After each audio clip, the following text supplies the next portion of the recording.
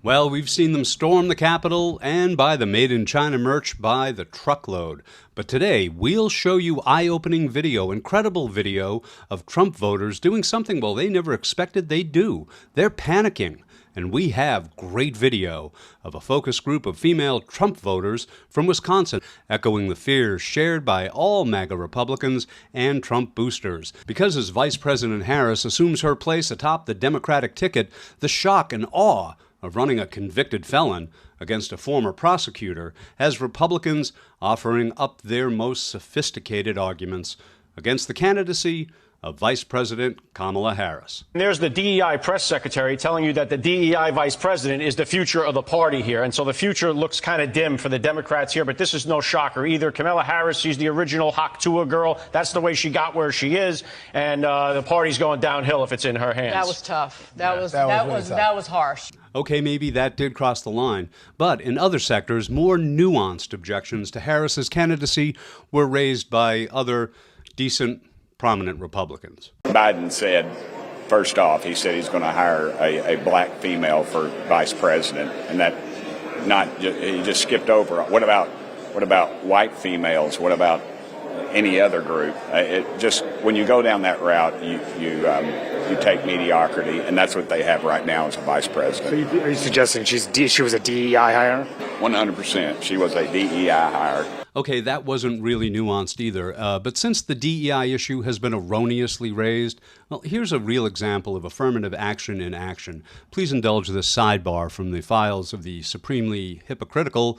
In 2023, Newsweek reported that Yale officials and representatives confirmed that the university followed an affirmative action policy at the same time Clarence Thomas attended its law school. I'm just saying. But before we show you the real housewives of Wisconsin wringing their hands on CNN, here's some post-Biden withdrawal nervous nellying from their leader and Vice President Harris's opponent, Donald J. Trump, as read by a celebrity impersonator.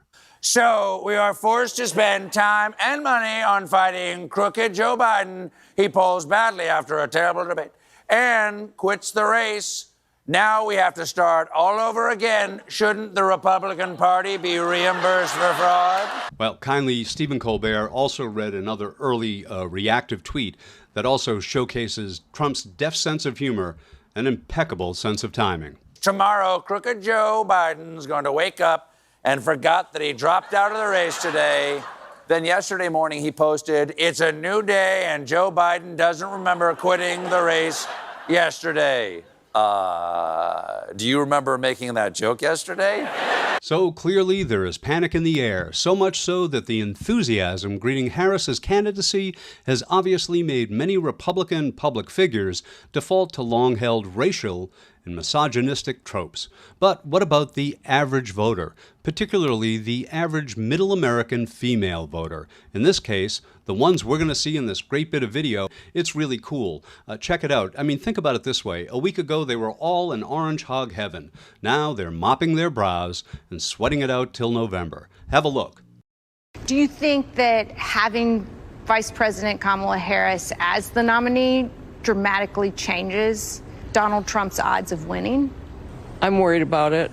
Yes. I think she's going to go for the minority and female and younger voters. Progressive. Everybody's excited about her. Right. And that scares me. Right. Because Trump has to reconfigure where he's going and how they're going to outsmart her. It still astonishes me that any woman would look past Trump's horrifying history to embrace his authoritarian vision of the future. But as the saying goes, and as we've seen from some Republican politicians here today, adversity reveals character, and the challenge is ahead of facing a young, smart candidate who's the polar opposite of Trump and everything that he represents. Well, that adversity will continue to tempt them to demonize, discredit, discriminate, and demean. Unless, of course, somehow they're kept at bay.